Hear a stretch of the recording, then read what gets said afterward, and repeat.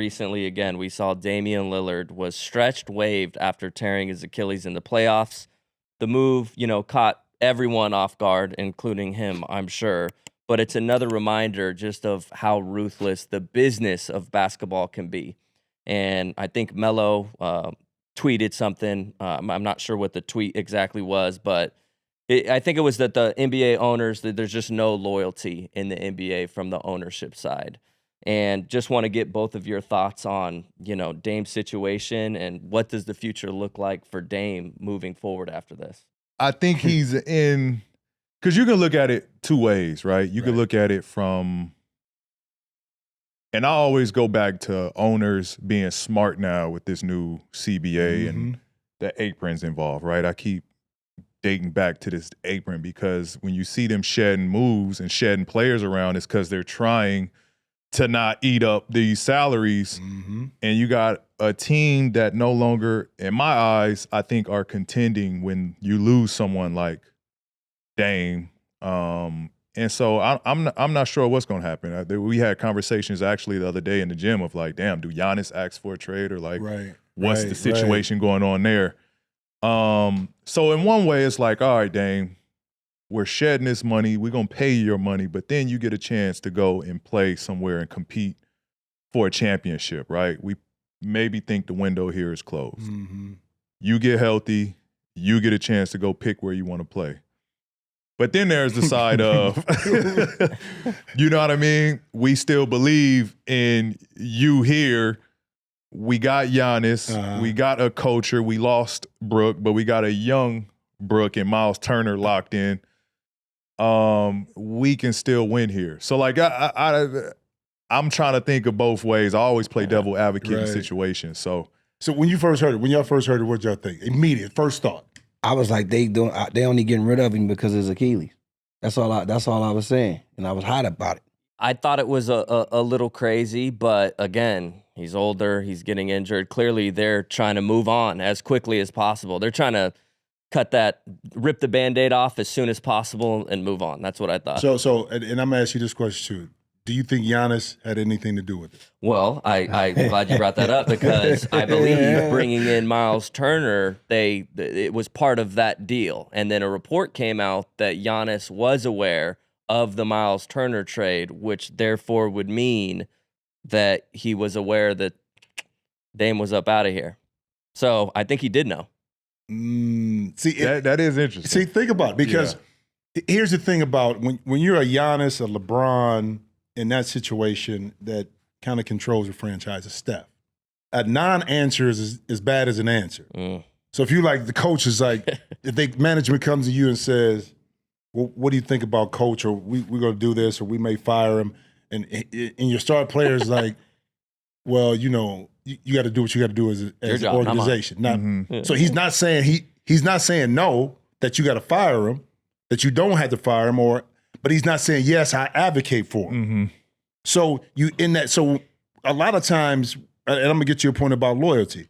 A lot of times it's like a player being in a situation, look, I didn't know, I didn't say anything, I'm upset, but did you really advocate to have this person stay?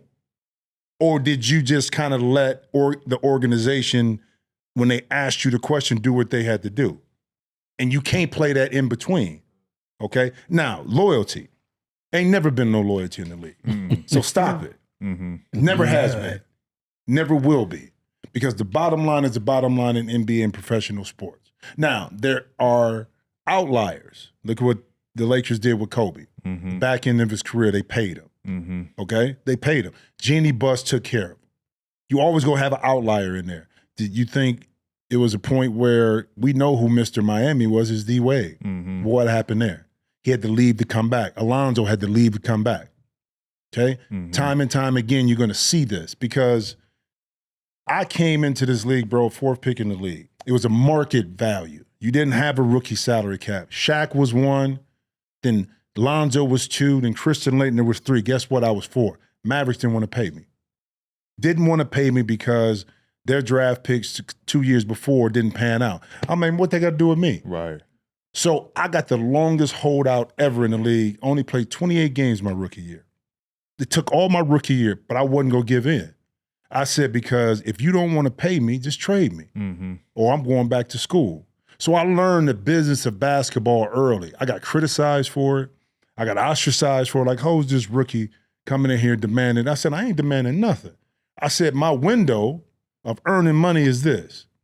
And I'm the 4th pick. I damn sure ain't taking what the 8th pick got, which they wanted to offer me. So I said, if you don't want to pay me, I'm not coming. So that taught me the business of basketball early on. And I've seen it through organizations that I played at and played with, where they'll tell you one thing, okay? They'll tell you and say one thing. But at the end of the day, it's the bottom line. And organization got to do what they got to do. The one time, I would say this, when I was in Miami, right? Pat Riley is the man. I was a free agent and went there and played. The next year I was a free agent. And he said, he called me, I was living in Dallas. He called me and said, Jimmy, we got to make a move. I think you should be starting, but I got these 2 rookies we just drafted. I got to see if they can play. Well, one of them was D-Wade. Duh. You know what I'm saying? But he called me and told me. Yeah, there was a relationship. You see what I'm saying? He said, Jimmy, if you don't find a spot you want to go, you always can come back to Miami and play. But I want you to be able to do it, but I got to play these guys. So it's always outliers, but and as far as Dame, think about it. If I'm Dame, I'm like, where can I go? That really, can I do a 2 with a 1 year the second year is an option year, rehab, close. I'd love to see him in Minnesota, actually. But I don't know if he still want to be that far away from home rehabbing. But I think Dame would be fine, but he's going to be on the back end. But he got to understand, too, when he comes back, he got a different role to play, too, wherever he goes. What squad do you think would like to take Dame with the situation that he has, where you think he'll look good at? Anywhere, bro. Like, but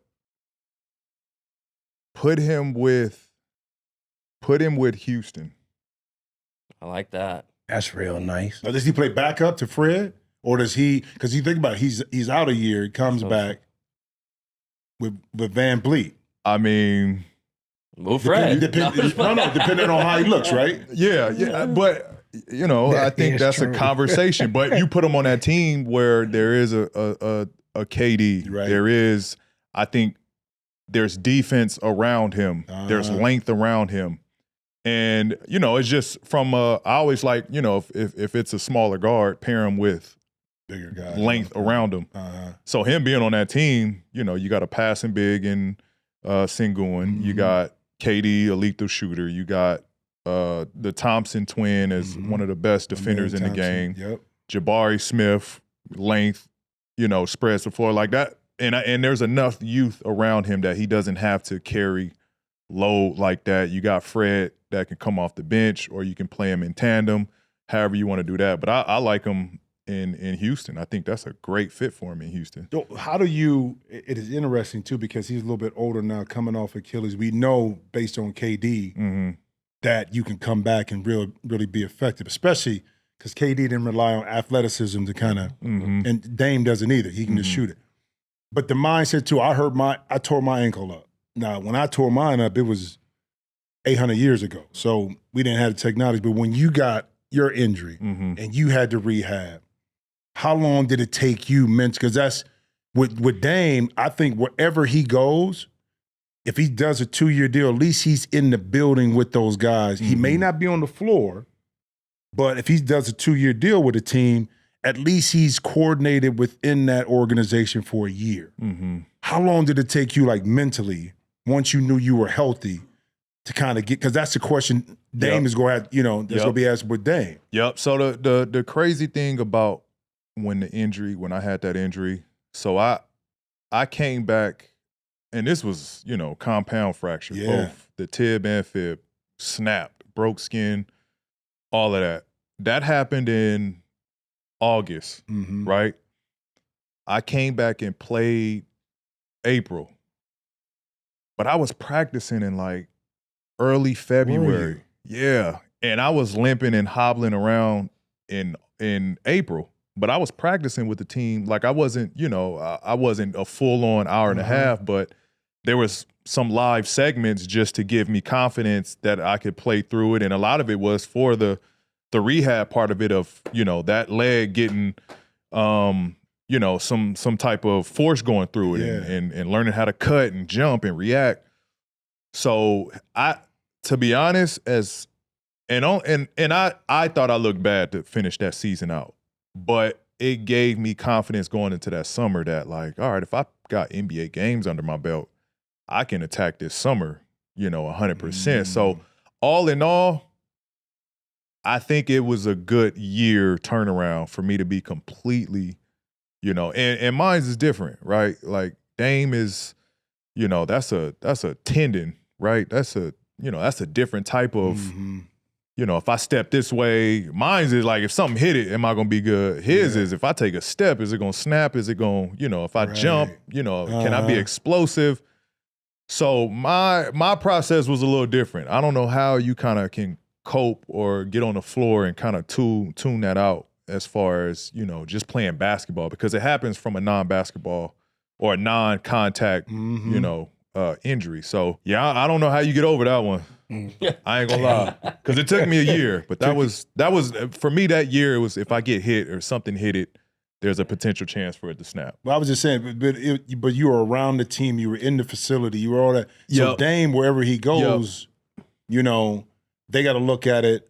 Like I know Rob Dillingham is a young rookie that's up there in Minnesota. He got to be able to have some runway next year to see if he can really be his first round pick, if he can be their future. But it's some teams I think strategically out there that with Dame, does he go back to Portland and finish it? Because now he's back home, family there, rehabbing, come back, swan story, finish a career there.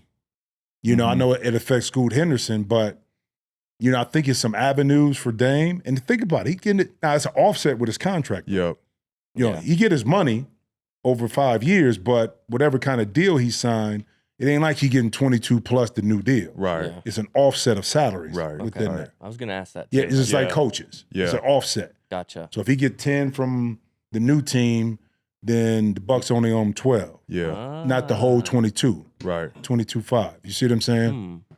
Yeah, that's why it makes a ton of flexibility there. But that's a bold move. That's the longest stretch, wave and stretch that we've seen. Especially but that just tells you the superstar. mindset of an organization and what they think.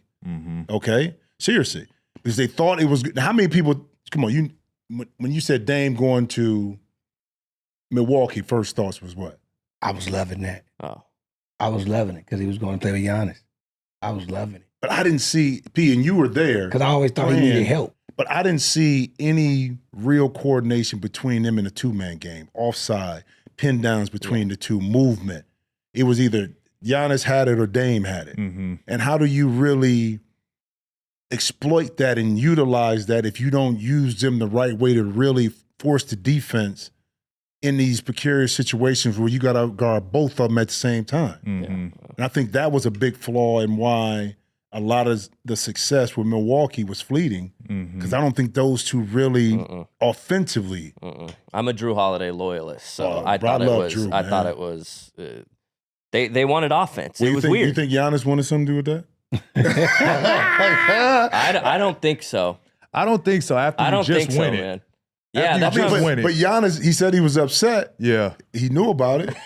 He wanted Dame. Hey, I'm just saying. Well, man, you can still be upset. And He like you wanted said, Dame. it depends on that conversation. If he knew, maybe he did go to bat for Drew. But at the end of the day, it's not his call. I mean, as much as you want to say Giannis runs the organization, those owners are going to do what they want to do. They might come ask you for your opinion, but that doesn't mean they're going to roll with you. Like, no, Well, I want. it depends.